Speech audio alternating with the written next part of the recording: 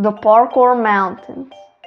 Parkour courses were even built in the mountains, and if you failed a jump, there you probably fall to your death. But we were managed to get past them. Then we saw a little shelter in the distance, and as the rain started, we got in it. It looked abandoned, and we saw a weird shape of bookshelves in the living room. When we looked closer, we saw a lever on one of the bookshelves. So we pulled it, and a secret passage opened up a few meters away from us. It led down, so we went to investigate. There were 3-meter jumps to get in this kind of dungeon. We successfully made the jumps, and then we saw something that would change our lives forever. There were rocket launchers, just like from the manager's weapons store. We went to go leave, but just before we got out, we heard someone's voices from about 10 meters away from us. As they didn't spot us yet, we hid behind the boxes. The people that we heard then went in here and got mad after they saw glass boxes from where we took those snipers. But then we saw a commander of that group. He was large and had insane muscles. "Where did the snipers go, you fools?" He shouted like mad. Then he hit one of the snipers and he flew all the way at the other side of the dungeon. We knew that he couldn't escape because they had just blocked up the doorway and we were looking everywhere for snipers. We needed to fight here and told the sniper that took us here that he needed to get to the roof and waited for me out there. He agreed, so I tried to sneak past the gigantic commander and the snipers. My friendly sniper's name was John. I saw like he climbed up the roof, but I quickly was spotted by the snipers and the commander. The snipers started shooting at me, but I had a weapon that was slightly stronger than their shotguns. I fired this rocket launcher, and it killed 10 snipers out of 20.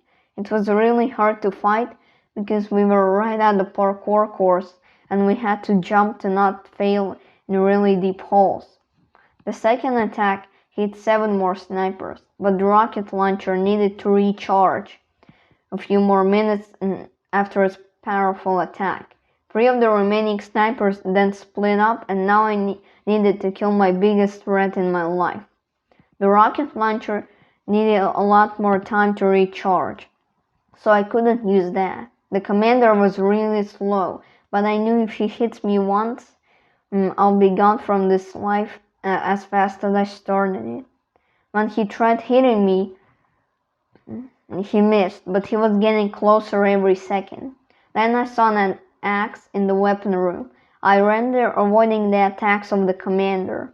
When I finally got close, I grabbed the axe and I smashed it into the commander's leg. He didn't even scream. He just got angrier. Blood was coming from his leg, but he didn't care. He pulled me in the air and threw me at the floor. I couldn't stand, so I pretended like I'm dead. Then he walked up to me and started smelling me to check if I'm dead. But when he got me to turn backwards, I knew this was my only chance. I stood up and hit his back with the axe. This time he screamed so loudly that my ears crashed.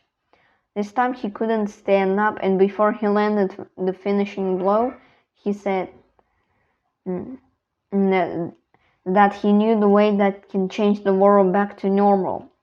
But before he said anything else, he got a knife out of his pocket and sliced his head. We could get information from that commander, but he didn't want us to know anything, so he just killed himself. My body was dying, and I barely made it to the roof where John was waiting for me still. I told him everything, what had happened.